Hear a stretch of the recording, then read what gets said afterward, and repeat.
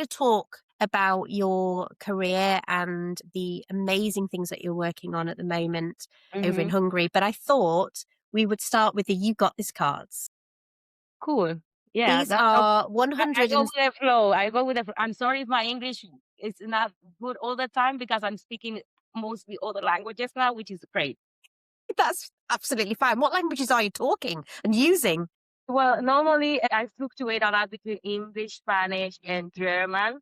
And then, of course, I'm in the process of learning Hungarian, which is it's a different ballgame. Yes. Oh my gosh. Yeah, and but my son speaks Hungarian fluently. It's insane. Yeah. It's so important to, Social. yeah, to embrace all of our languages in the world. They're so beautiful. I remember speaking to a guest of mine, Jenny Moses. She's an MFL teacher, and she talks about, learning other languages is really at the heart of it about an appreciation of a Course, you don't culture. understand the culture until you don't speak the language. Always been a firm believer of that. And then Yeah. it's very important Yeah, it for is. career and this line of work. Exactly. We're going to get onto your line of work very shortly. Let me shuffle all the cards, and then when you're ready, Mhm. you're just going to tell me to stop, and I'm going to take the top card. Oh, okay, so we're doing kind of like a title thing here. So when you're ready, just Mhm. tell me when to stop. Go for it. I love it. Okay. So the card that's come up for you is Aspire to Inspire. Ah, funny enough, we had that conversation yesterday with a colleague because of our last. Did you? Tell me about it. Because we're working on a project for the company now, beside the ones that we have, based on women's rights and children's rights, obviously touching the topic of domestic abuse and domestic violence and how the system, the victims in a very difficult position, that kind of direction. So, and how can we educate the public or women in general of what they, because most of the time they don't even realize what they're going through, and they don't realize what the options are, and they don't realize where to look for help. And, yeah, so it's very interesting. Wow. And I know that this is something that you've been very passionate about for a long time. And do you want to just tell our listeners your sort of journey so far? Because you and I met at university, and my goodness, you have done some incredible things since then.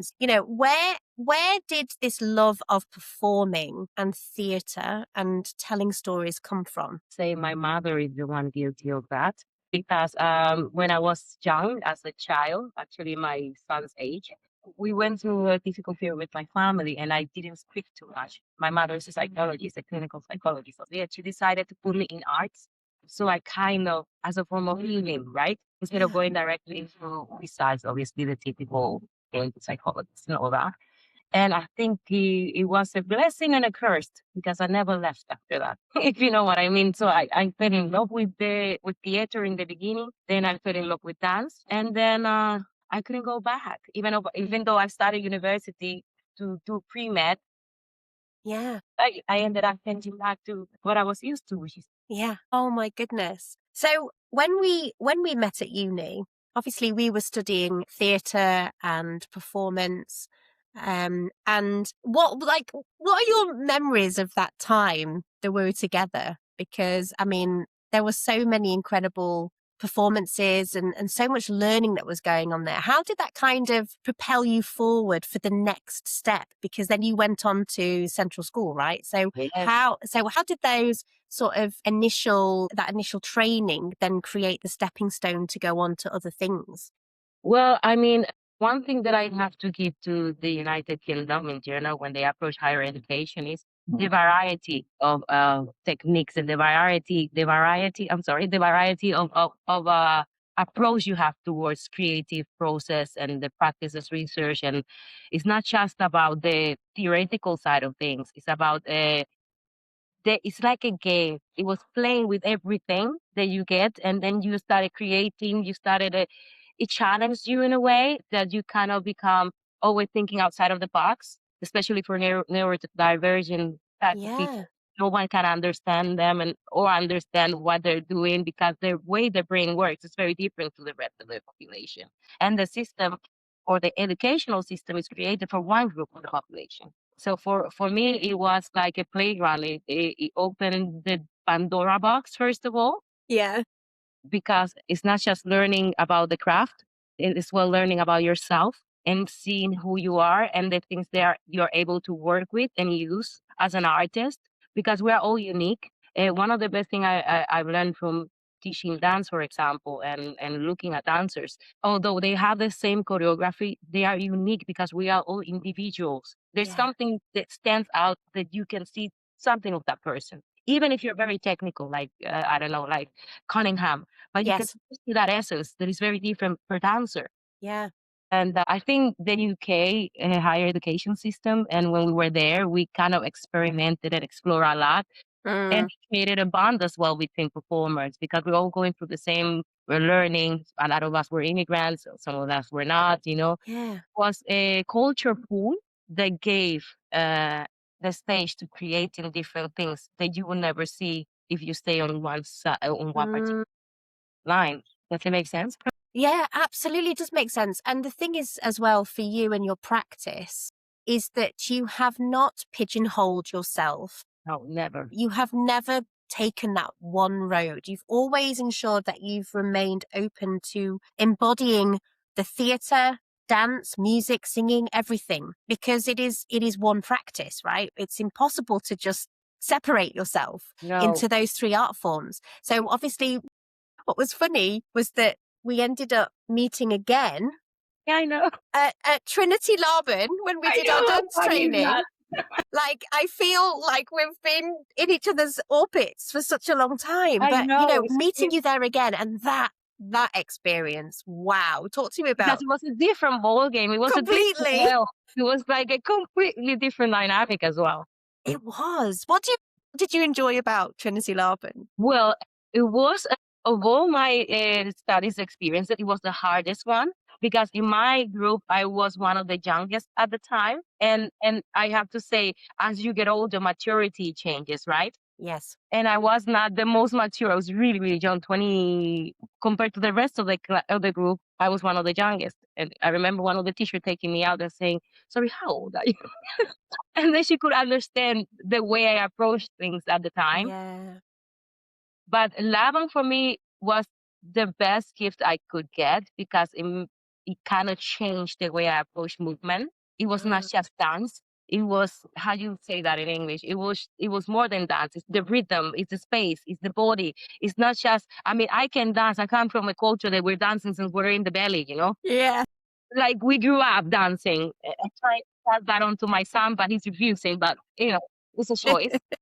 But it's looking at movement and dance in a very different way. Like one of my biggest influences is being always Pina Bausch and DV8, if you know what I'm talking about. And the Absolutely. way she saw bodies in space and human and dancer, and it was unique, right? Yeah. Yeah. Uh, it kind of, I didn't know that at the time. I went there just because I wanted to move to London, I remember. And then it was one of the best decisions I've ever made because then I specialized on that. And eventually I was called to work with the VAs of the Royal Central School of Speech and Drama because of my movement directing skills by one of our old teachers and one of my very good friends, Karia Assels. Yes.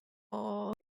We're still in contact. And then she gave me the chance to work with the BAs in Royal Center School of Speech and Drama for 4 years. And did her project as a movement director. And I remember asking her, why did you call me? I don't think you need me. She was like, no, no, no, no, no, no, no. You have a personality that brings people to life.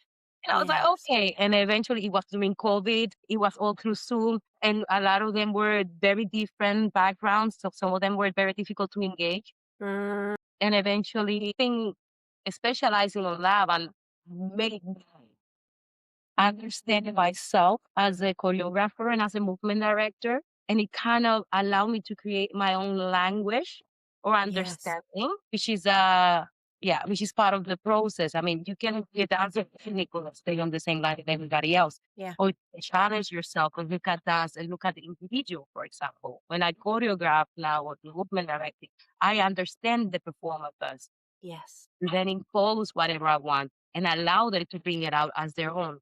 Yes. That's the approach I had. And of course, it helped with acting as well because then I incorporated into acting. Mm. Travel efforts can help a lot. POTs can help a lot Yeah. to kind of get to acting emotions that if you don't have an experience. they can connect with that emotion. At least physical repetition can get you to stimulate kind of that experience in the emotion. Or like, getting tired. This kind of approach to acting as well, which is kind of helps us look at different options, not just stick with one.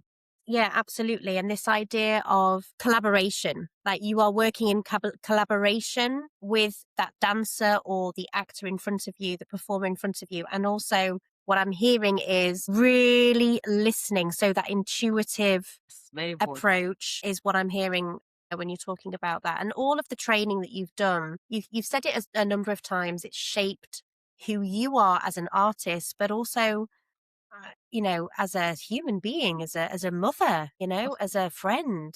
Of course, because one of the best thing about all of this is you're gonna go through life, and there are gonna be situations, and then how do you react? One of the things that I learned in my 42 years of life is that sometimes when I move away from that essence of myself and I allow myself to be impose, how you say that, who I'm supposed to be or how I'm supposed to approach things, I don't function properly, and then I have to go back, fun enough to my practice to understand me as an individual, to be able to grasp myself and bring myself back in. It might take me years, it might take me months. Depends on the situation, but it's something that allows you to start over again. Because in life you have to start over many times. Obviously, I'm getting philosophical here because I'm very much into that kind of stuff. Me too. And so you kind of get lost because you stop recognizing who you are. You kind of get lost because you stop seeing yourself as who you really are.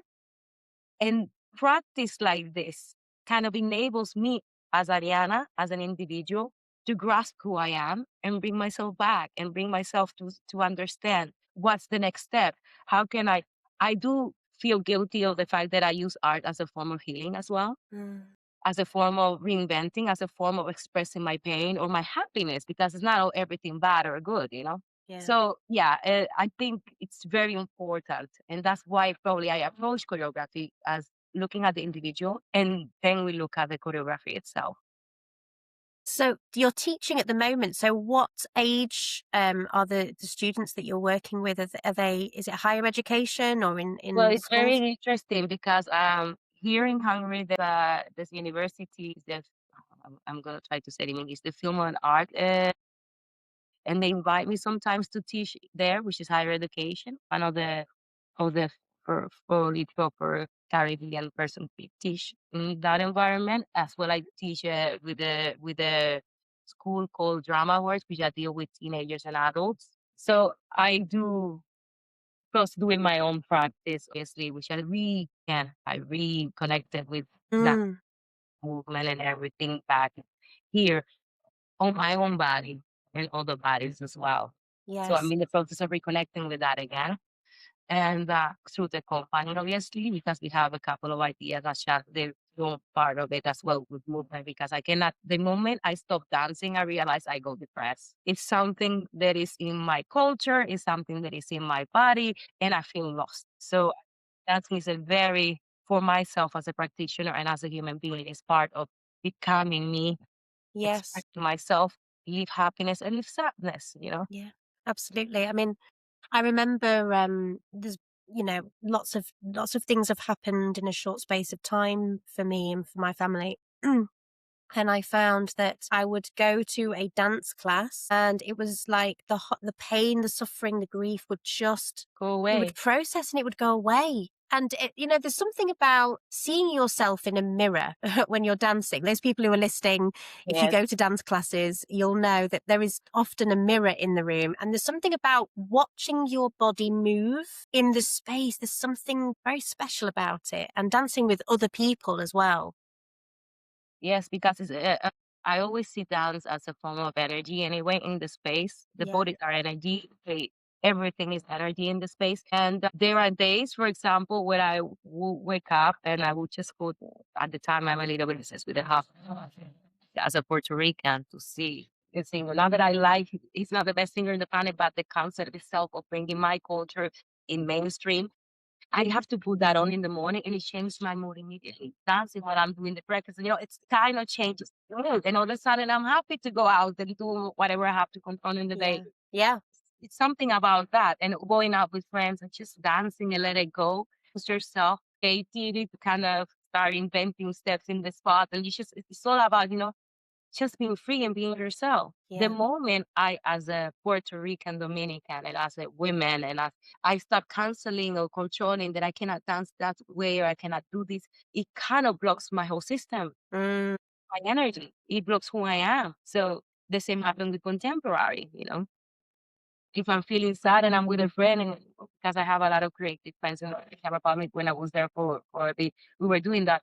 She's an actress. She just started recording and she started dancing, putting a song, and we make a scene or whatever out of the blue. Just because we just need to let it out. Yes, absolutely. Because we're alive. Yeah. Because we are alive, and we can move our body, and it does heal, and it does connect us with ourselves. And you've not just worked in dance, but you've also moved into film as well. And Yes. That can was I by just accident. oh well, listen, was look, obviously I've been stalking you obviously with admiration for a number of years, but I did see on Facebook, I think it was maybe last month, that you were nominated for, was it lead actress?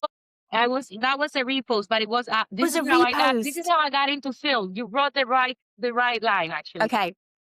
I I had a project because I'm very much drawn to social issues and I'm very much drawn to kind of educate in the process that I create. I had a project about working with kids that come from, because in Latin America we have a very very strong pandilla, let me see, children gang situation going on, because poor countries, there's a lot of, so I kind of approached the director of one film called Flor de Azúcar, Sugarcane Film, presenting him that project, right?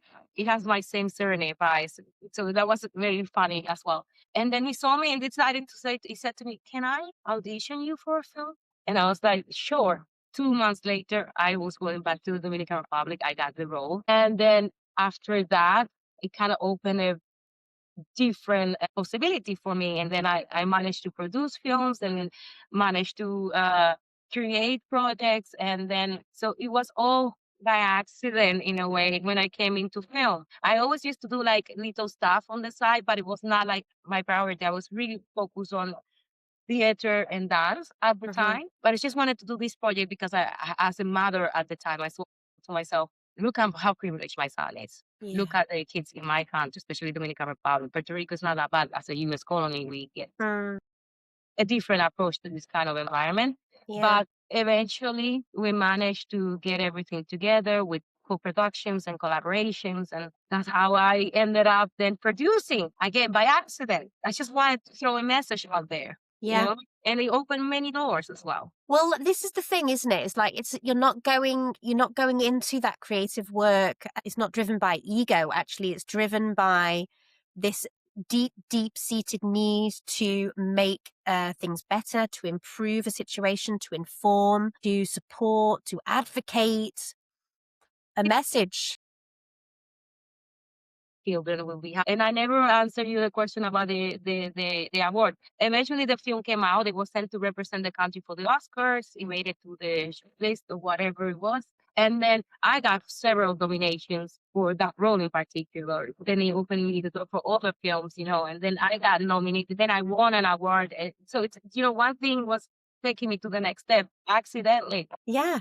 But this Yeah. is it, taking the road less traveled, being open to those opportunities. What was the award that you won then? What were the various I awards did that you won? another project called The Original, which was a sci-fi, and it was by a Mexican director that now she's huge because it was set at that particular role. I was very outside of the box. This was sci-fi, and I was a lesbian, and it was about how you dispose trying to get your, and it was a beautiful project. And then because of my role in that, I barely spoke, by the way.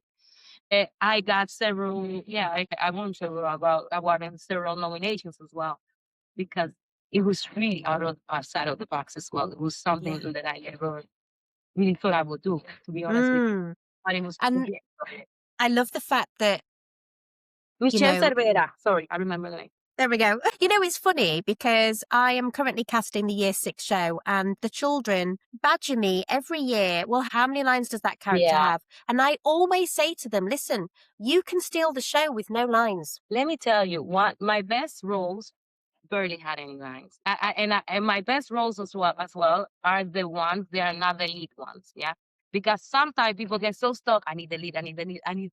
But how you say that in English? The one that is the counter of the lead sometimes is even better, or Absolutely.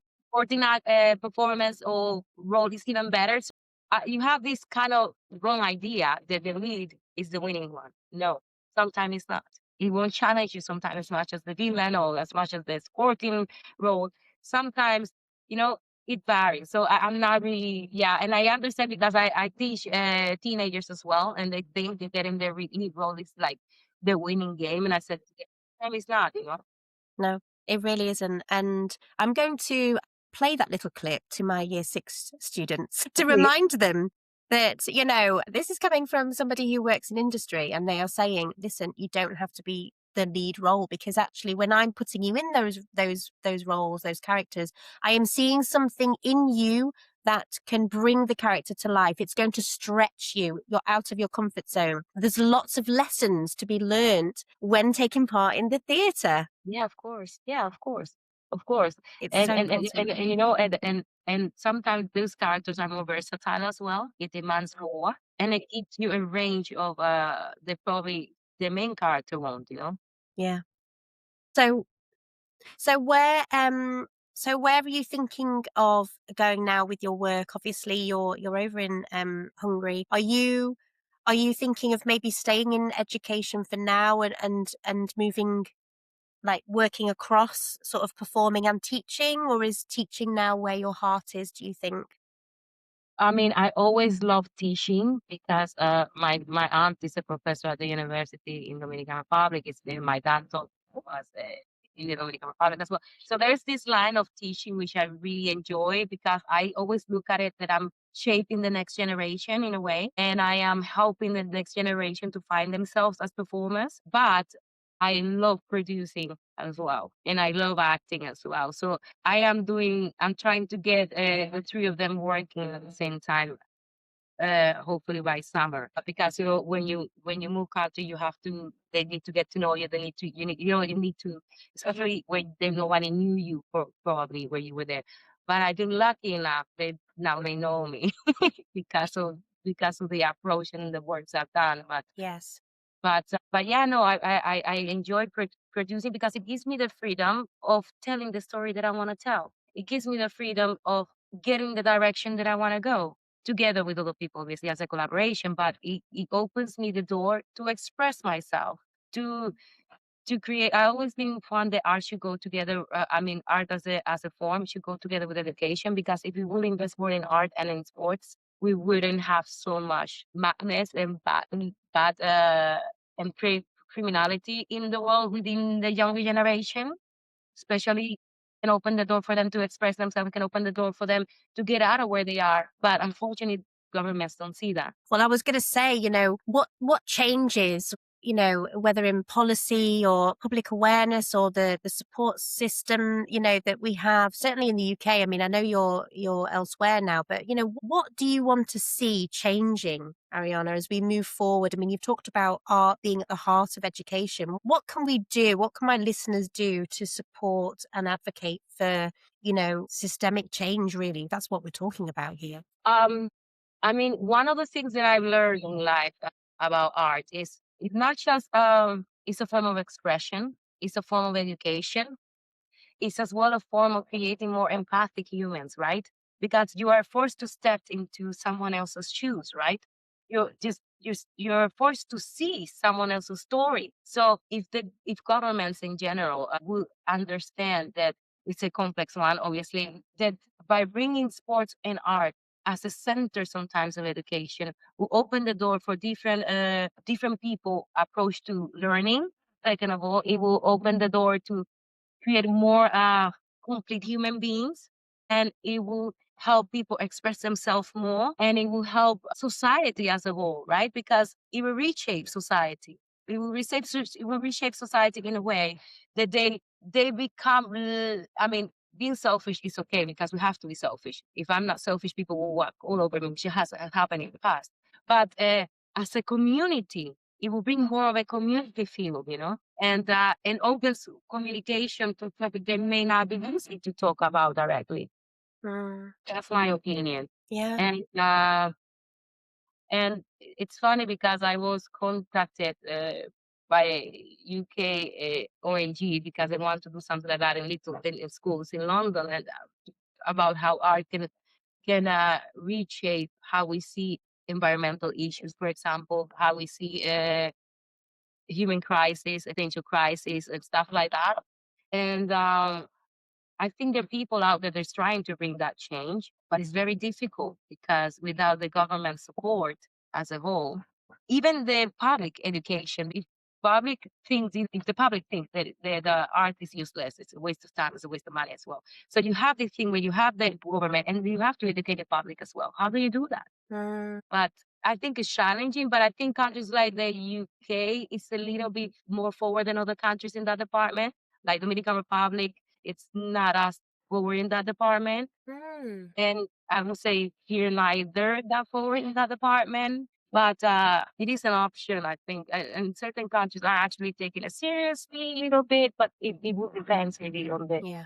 on the country itself. But I think the UK is a very vast cultural wise, and Yes. there is a glimpse of light. I always say in countries Mm. like And I will just draw on something here that artists are hopeful. yes, we're dreamers. We We are believe. dreamers. We hope. Fortunately, we do. Yeah, We might be idealistic, but actually want more of that right now. it's needed. The world needs us to remain human, with everything that's going on in the world, technological advances, goodness gracious me. I mean, we connection and community and empathy, all of those things that you've talked about, those things are nurtured at home for Yes, sure. But yes. if they are not nurtured at home, then my God, they need to be nurtured in schools. And I absolutely agree with you. And there'll be Actually, a lot of people that will agree that are listening that art and dance and drama and music and DT and media and film and all of those amazing things that make us human, they've been stripped out. yes. Funny enough, one of my friends, we were actually touching the topic that the family is the first institution, and if the first institution is a little bit broken, the next institution that you work with the first institution is education, right? The educational Yes. system. But if both of them are broken in a way, how do you gonna have functional human beings coming out? So it is a very tricky one because I've seen very passionate teacher trying to make it different, but that's one person, I guess, a whole system. Yeah, I How know. do you make that work? And how do you make work as well? How do you educate the first institution, which is the family? Yeah. If people refuses to, as the first institution, the family, the surrounding of the child, to grow, to make changes, to understand that maybe if you want to break this generational pattern, Mm, how can you, that's very important as well for a yeah. functional adult to come out. That's why we have so many unfunctional adults out there with some level of mental health, because their base is not strong enough either. Yeah. Yeah. And depends on the culture as well. There's culture where they demonize growth, they demonize psychologists. I can tell you that because I'm here. It's a little bit like that. Yeah. And how do you say that? You can see it on the adults, Yes. You can see it on the way they behave as the cultures as well. Coming from a culture like Puerto Rico, for example, which is Americanized, let's go like this, right? Because it's not really the case, but people like to say that. Mental health is really important. In my case, I come from a family where two psychologists are there, which is my aunt and my mother. And how do you say that? Although by culture, we are very community driven. I was having that conversation yesterday with a Hungarian guy, actually, he's 20 years old. And the first thing he said, oh, I love Latin culture. I'm like, why? First, he was listening to Latin music and he caught my attention. And he goes, because of the community sense that you guys have, which we do. But that is based on, for example, for Puerto Ricans, it's based on the history. They have to stand together against the Yeah. empire. Yeah. It's a sense of community. Slavery, they had to create a sense of community to survive, you know? While other cultures is different. And I thought it was a very funny because I can see here, for example, how generations are changing. The younger generation is more conscious of certain things. Yeah. Older generation. Yes. This I've I've always wanted to do an intergenerational project where I bring sort of babies, young, toddlers, under Yeah, the best, by the way. five-year-olds No filter. with older generation. Like my grandma's 94, for example. I would love to do something where My there's so grandfather's much to 100, love. He's what? 102. No. It's incredible. What's his secret? Let me tell you, my grandfather from my mother's side died of 107. My grandmother died last year of 99, 100 almost. And then my grandfather is still alive and 102. I think I would say the culture has a lot to do with it, the way they live life. I mean, in Europe, people are so stressed out all the time. I have to battle that because it gets into the system. They only complain and complain. And I realized at a point I became one. And I'm like, no, we are like, it's gonna be fine. Yes, this is bad, but it's gonna be fine. You still want the grace of dealing with life in a positive manner. Other people said, you're a dreamer. That's not gonna happen. They can't try to break you down. Yes. And that's why you have to grasp your essence more than ever, you know? I couldn't agree more. I'm quite happy being a dreamer. You know what? For a while, I thought it was a scene. Mm. For a while in the past few years, but then I realized without a dream, you die.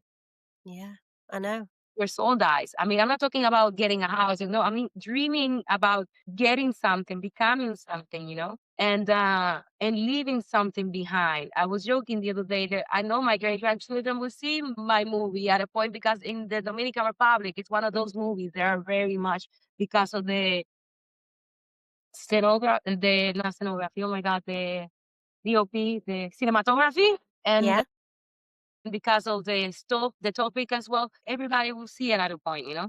yeah, Things like that are important. So they will see generation after generation, things like that. If we don't educate, I mean, children, I always say children learn bad behavior. They're not born with it.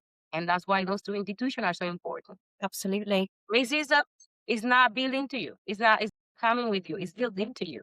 For those of you who are listening, I'm going to put a link in the show notes to all of Ariana's work, the films, anything that you have, Ariana, that you want to share with our listeners, any links, please do send them over to me and I'll pop them in the show notes because I would love for people to go and have a look. It's so important to champion and to celebrate everything that you've achieved and continue to work on and develop. Yes. My biggest achievement that I celebrate every day is my son, obviously, Yeah. because you managed to create a human being that has his brain. Because let me tell you, that guy always has an opinion and his way or the highway. But I am responsible to create a functional man, especially in a society when Yes. are shaped to be a certain way and not to do certain things or not allowed to express things himself. And I went to therapy. The last therapy we went together, the therapist said to me, "My God," because I thought something was wrong. Like I developed an attachment that was not healthy at the time. And then she goes and says to me, "He used to get angry. He said, I need to go for a walk. I need to cool down." And I found that so rude. And she goes like, "Whoa, whoa, whoa, cool down. That's actually very intelligent." Very. And he's only 13, right? Yeah. Many adults will have better relationship if they will do that constantly. Mm-hmm. And he comes back and then he talks to me. Oh, So as a mother, I realize I just want him to be a functional man. That women don't have to do things for him. He can do them himself. I should be able to communicate as well. Emotions, but not everybody agree with that. But I'm trying to make a man like that because I've seen how the other side is not really good for society. So as women, yeah, we are yeah. not perfect either. We No. have our issues. So yeah, but yes, my biggest achievement besides work, I'm not gonna complain. But my biggest achievement is a kid. Yeah. And it's as a boy mum as well. Ah, My there you my go. little one is 5. That's Um, the age. honestly, I don't miss that age. he's so smart and he's reading and he always opens up to me usually at night, and he'll tell me, "Mummy, can I tell you something?" And I'll say, "Yeah." And then he'll offload and he says, "I feel better now, Mummy." Yes, the And same. I said to him, "You can always tell me anything, like it's a safe space." And like you're right, they raising a boy, It's a raising big children is hard, but raising a boy, raising a man is hard work, especially if you want to get it right. yeah, I don't know if I'm gonna get it right, right? But I think I have a responsibility as a woman to make other women in the future life a little bit easier. That doesn't mean that I will allow him women to walk all over him. That's a different story. Yes, yes, But for me to have a functional man. yes. And instead of bringing more issues into the equation, I'll be gladly to say, I want his job and said to me, "Oh God, you did a good job." Yeah, I completely agree, and I'm with you on that, and I'm sure that he will, because you have the best intentions for him, and you're doing the work yourself as well. I mean, like as you say, we all bring baggage to the table, Yeah, and big we one. have to take responsibility. And I think that's the key word, isn't it? It's responsibility. Be accountable for who you are and what Yes, you bring to the table. And I've always been really passionate on personal growth. So much of what we do, we don't tell the internet because, actually it's nothing to do with everybody. What we're yes. doing behind the scenes is what counts. And then you show up as best you can. Yes, of Uh, course. We only have one life and we have the responsibility to make that life better for ourselves and the people around us. But if I don't take care of myself, and I learned that as well, when you let go of yourself, you're being a bit irresponsible because then you are projecting your baggage in other people. I've been in relationship where that happened to me, where they projected their baggage on me, they projected their view of gender on me, and you end up believing that in a way and it kind of breaks you down. But then it's how you recollect yourself if you do the work, because I'm responsible of that work. I'm responsible of the consequences of that work or the non-work as well, because there are people who doesn't do the work and there are consequences to that as well. So that's why I'm trying to pass on to my son as well.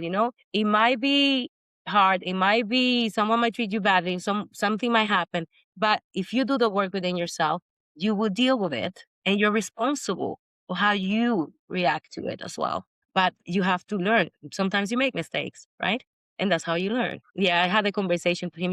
Love is a very interesting word. It's a very interesting action as well, because more than a feeling is an action, right? yes. And we had this conversation last week, and I wanted to see how he understands love. And he said, "Mom, I do believe in love.